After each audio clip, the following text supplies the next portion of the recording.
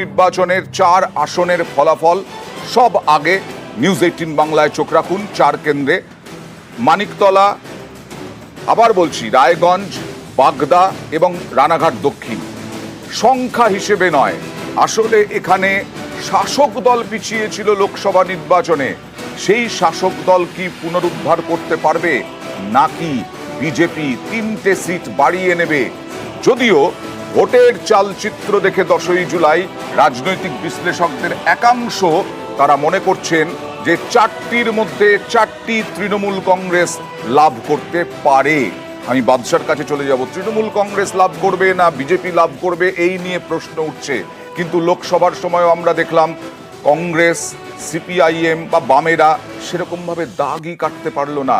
এই 3টে বিধানসভা উপনির্বাচন এবং সামনের 26-এর বিধানসভা নির্বাচন কি হবে?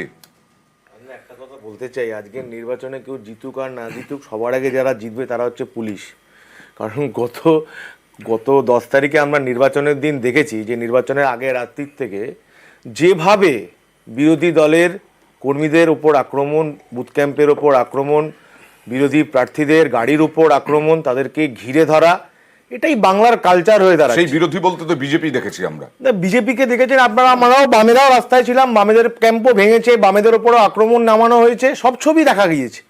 কিন্তু একটা কথা বলতে চাই, আজকে এই যে তৃণমূল বিজেপি, বিজেপি তৃণমূল, এই যে বাইনারি, আর এই বাইনারির মাঝে সমস্ত মূল এজেন্ডাগুলো পিছনে চলে গিয়ে ভুল এজেন্ডাগুলো সামনে চলে আসছে।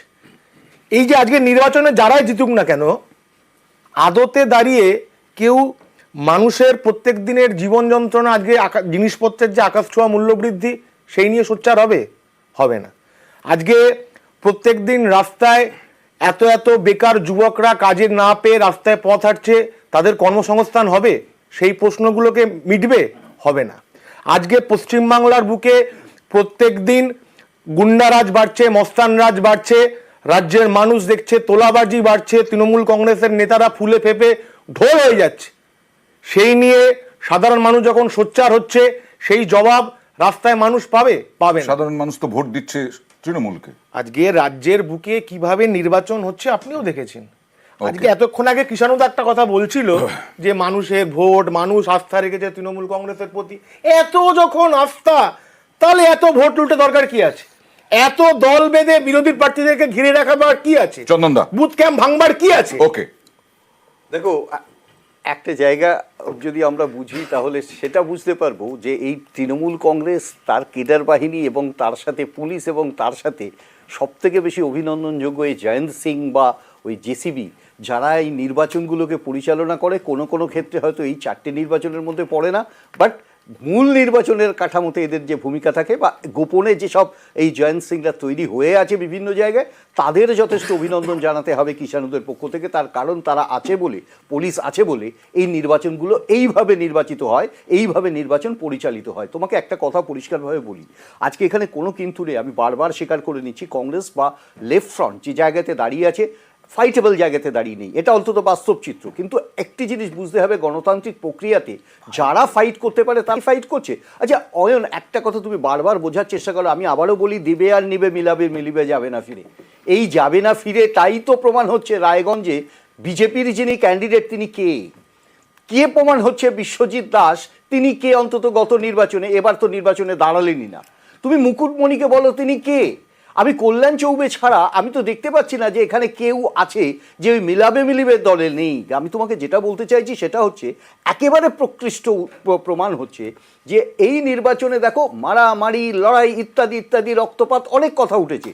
কেউ একটা কথাও বলছে না যে আমরা এই নির্বাচনে এই কাজগুলো করব যেটা উন্নয়নের। সিপিআইএম কংগ্রেসের থেকেই কৃষাণু এই বিষয়টি আসছে, দু দলকেই আমি জিজ্ঞেস করব। কৃষাণুর কাছে প্রথমে যাব যে তাহলে কি মানুষের কথা ভুলে গিয়ে শুধু ভোটটা পাওয়ার লক্ষ্য তৃণমূলের বা বিজেপির? দেখো, এইসব অভিযোগগুলো না মানুষের মনে দাগ কাটতে পারছে না, তাই জন্যে তারা শূন্য। আচ্ছা, একটু আগে না বাদশা একটা কথা বিধানসভায় বললো। বা লোকসভায় আমি বলে শূন্য দিই, বলেই আমি মানুষ বলি- মানুষ আমি বলছি, শুনবে না, হ্যাঁ, এটা কি বারংবার শূন্য হলে তো ভাই দাগ কাটতে পারছে না, একবার হতে পারে, বারংবার শূন্য হচ্ছে তাহলে তো একটু নিজেদের ভাবতে হবে। যাই হোক, এখন বিষয়টা হচ্ছে সিঙ্গুর আন্দোলনে না, SUC ঠিক আছে, আমি আমি ছিল, আমি PDS ছিল, আচ্ছা, কটা আসন ছিল শোনেন, ওদের? জিজ্ঞাসা করো হ্যাঁ, তো। ঠিক আছে, দরকার তারপরে ছিল কেন তাদের? আমরা ভাবের ঘরে চুরিটা করিনি। না, যাই না, হোক। দরকার ছিল কেন? আচ্ছা ঠিক আছে, এবার বাদশা একটা খুব কথা বললো যেটা প্রায়শই ওরা বা কংগ্রেসরা বলে থাকে যে এই বাইনারির মধ্যে, আচ্ছা বাইনারিটাকে ট্রাইনারি করতে গেলে নিজেদের কর্মী সমর্থকদের ভোটটা নিজেদের সিম্বলে দিতে হবে। পুরো সিম্বল শুদ্ধ গিয়ে বিজেপিতে গিয়ে আছড়ে পড়েছে, তাহলে কি করে সেই বাইনারিটা ভাঙবে তারা ট্রাইনারি কোনোদিনও হবে না। আবার বলছি যে নিশ্চয়ই বিরোধীদের আমাদেরকে আঙুল তোলার বা আমাদেরকে চোখে আঙুল দিয়ে আমাদের ভুল ত্রুটি দেখিয়ে দেওয়ার অনেক জায়গা আছে, মিডিয়াও সেই কাজ করছে। কিন্তু যদি বলে যে এই যে কদিন আগে দেখলাম হাতরাসে যে ভোলে বাবা, তাকে এফআইআর থেকে বাঁচিয়ে দেওয়া হলো, নামও নথিভুক্ত হলো না, তারপরে তাকে বিনা তদন্ততে ক্লিন চিট। Okay. আবার যারা তারপরে জেসিবি বা যারা এইচকেএল ভগৎ বা সজ্জন কুমারের মতো দাগি যারা মাস মার্ডারের অভিযুক্ত, তাদেরকে বারংবার বাঁচিয়েছে এবং কেন্দ্রীয় মন্ত্রিসভাতে স্থান দিয়েছে, বা সিপিএম যারা গণহত্যাকারী যে সাইবাড়ি হোক বা বিজন সেতু হোক, তাদেরকে রাজ্যের মন্ত্রিসভায় আলোকিত করে মনে রাখতে চাকরি হবে, দিয়েছে, তাদেরকে মানুষ নতুন বিশ্বাস করছে না, ভোটার আমাদের বা জেসিবিরা জেলে প্রায় যায়। নতুন ভোটার অনেক বেশি, তারা সজ্জন কুমার বা এইচকেএল ভগৎ বা সাইবাড়ি এগুলো কি জানে, এগুলো শুনেছে, এগুলো মনে রেখেছে, বা তাদের কথা না, না, না, শুনিয়ে না, না, না, এখনকার না, জেসিবি না, বা না, জয়ন্ত সিং না, তাদের একদম, সাফাই একদম। দেওয়া যায়? দেখো, এই বিষয়টি নিয়ে আসবো, হেডলাইন্স এর পরে আসবো, হেডলাইন্স এর পরে।